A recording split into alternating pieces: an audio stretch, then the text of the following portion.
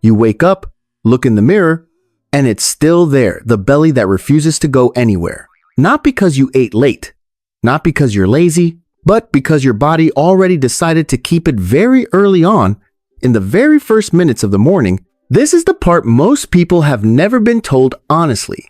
The uncomfortable truth is this: your body doesn't care how hard you're trying.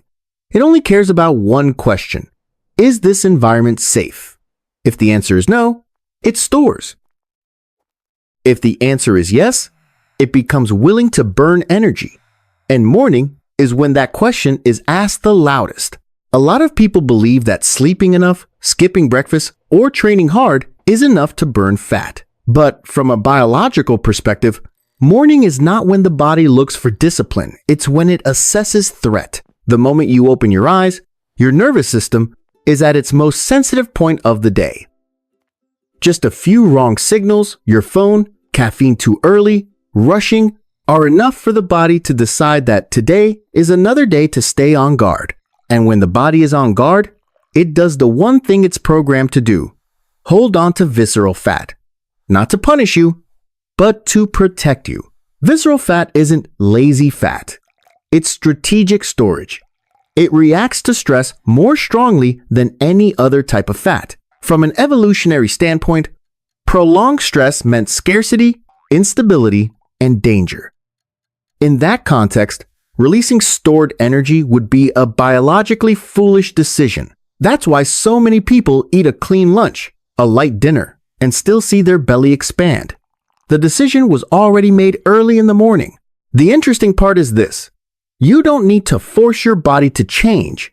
You just need to change the signals. Your body reads signals through hormones, light, movement, and biological rhythm. It doesn't read New Year's resolutions. It doesn't read diet plans. When your morning sends the signal everything is okay, the nervous system calms down, stress hormones fall, and only then does using fat as fuel start to make sense. Many people begin their day by overstimulating the brain. Notifications, news, comparison, deadlines. The brain hasn't even woken up, yet it's already reacting. The body hasn't stabilized, yet it's already defending. And then you wonder why you feel tired all day, crave sugar, can't focus, and end the evening with a tighter, harder belly. That's not weakness. That's physiology doing exactly what it's designed to do. When you understand this, something important happens. You stop hating your body. You stop treating belly fat as the enemy. And in that exact moment, real change finally begins. Sustainable fat loss doesn't come from adding more pressure. It comes from making the nervous system feel safe enough to let go. When stress no longer dominates the entire day, visceral fat no longer has a reason to stay. If you've ever felt like you're doing so many things right, but progress is still slow, comment below my morning. I want to know one honest thing. How did you start your day today? Not to judge, but to understand. This channel isn't about hacks. It's not about iron willpower. We talk about how the body actually works and how to live in a way that puts biology on your side instead of fighting against it. When you truly understand that, changing your body stops being a battle and becomes the natural outcome of a body that's finally being treated the right way. And from here, everything becomes very concrete, very ordinary, and also very hard to believe because it's simpler than we've been led to think. This morning protocol doesn't ask you to become more disciplined, stronger, or more determined. It only asks you to treat your nervous system like a real biological organism, not a machine that needs to be forced. The first point of contact is water and electrolytes, because when you wake up, your body is in a mild state of physical stress that you usually don't notice.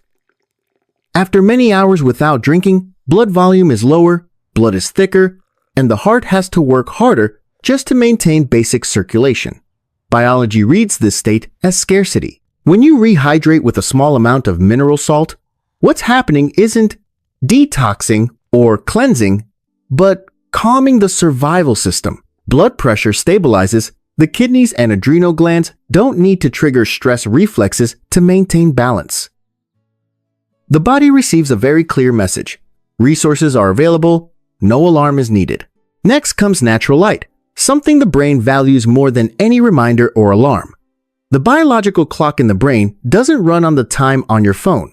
It runs on light intensity and light quality. When your eyes receive morning sunlight, the brain understands that the day has begun.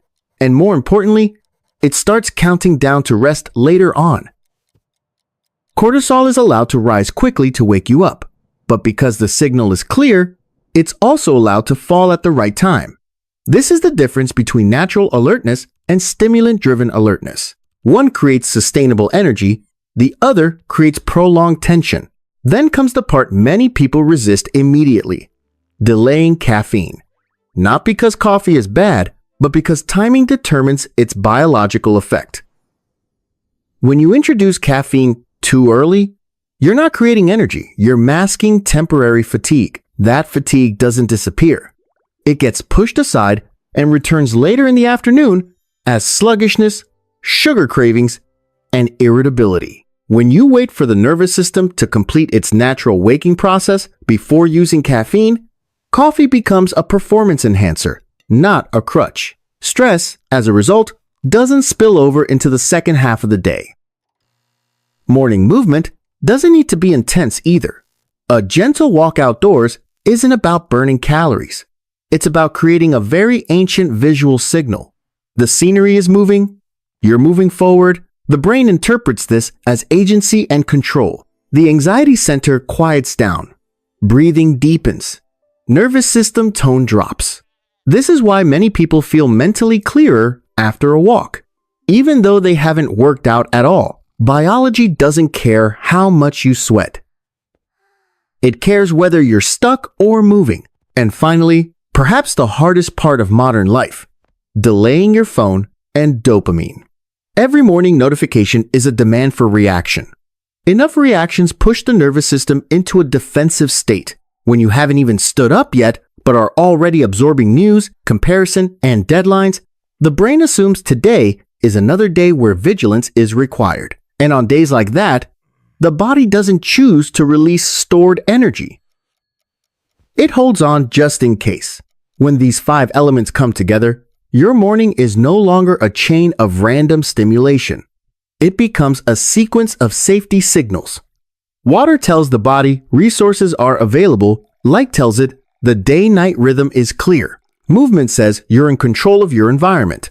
Delaying caffeine and dopamine says there's no immediate threat that needs a reaction. And when the nervous system receives enough of these signals, it does something many people try and fail to force.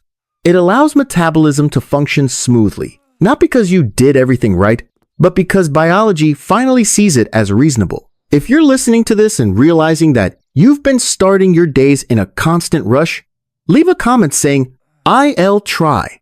No long-term promises required."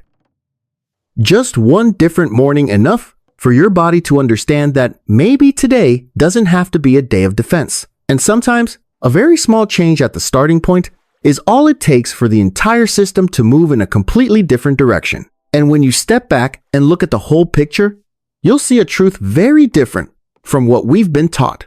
Belly fat is not a sign of giving up, but the imprint of a body that has had to stay on guard for far too long.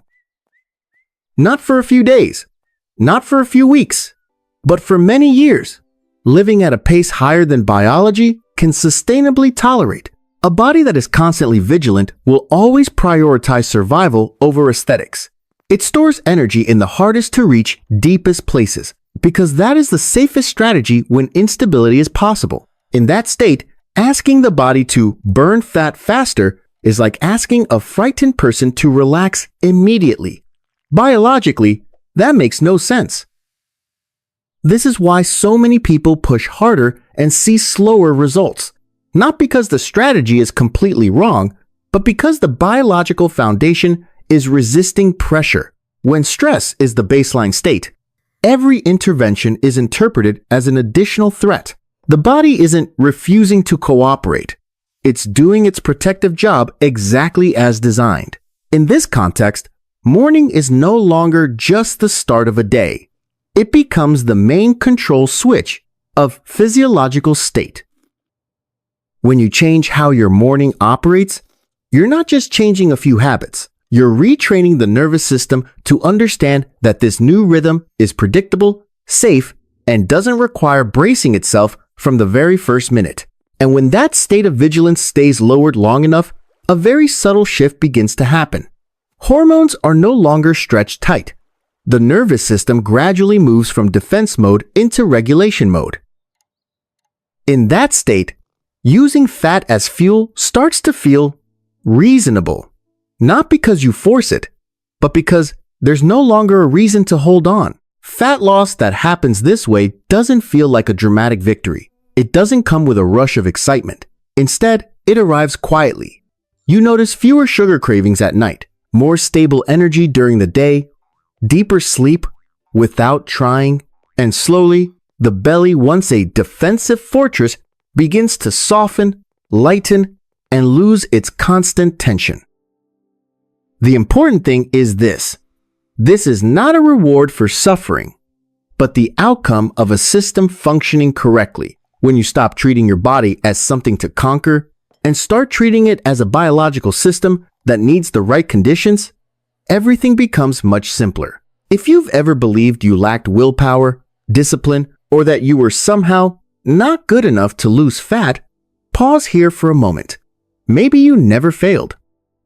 Maybe you've just been living in a physiological state that never truly got to rest. And when your mornings begin to send a different message, not rushed, not overstimulated, not alarmed, the body responds with remarkable honesty. It doesn't need motivation. It only needs to know that today, tomorrow, and the days after are not days it has to tense up just to survive. At that point, changing your body stops being a goal you chase. It becomes a sign that your nervous system has finally been allowed to let go. And that is the most sustainable foundation metabolic science has ever pointed to, one that is rarely stated this directly. Before this video ends, I want you to hold on to one very small but very real thing, not as a promise of fat loss and not as a rule you must follow every morning. Hold it as a different way of seeing your own body. Your body has never been working against you. It has simply been responding logically to a life that forced it to stay on guard for too long. Belly fat is not failure. It is the biological memory of prolonged stress. And that memory cannot be erased by willpower. It can only be replaced by repeated signals of safety day after day. When you redesign your morning according to biology, you're not forcing your body to change.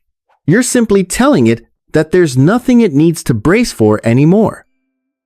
And when the defensive state disappears, letting go of excess energy becomes natural, almost effortless. If anything in this video resonated with your experience, the feeling of trying so hard while your body doesn't respond, the constant fatigue despite enough sleep, the sense that your belly always holds on you are not alone, many people are living within the same physiological state. The only difference is that they've never been shown why. This channel exists to talk about these things honestly, grounded in science, but connected to real life. No fast promises, no added pressure. Just helping you understand correctly so you can stop blaming yourself. And sometimes, the most sustainable change doesn't begin with doing more, but with starting your day by fighting your body a little less. When you give biology a chance to operate the way it was designed to, the rest will find its own path.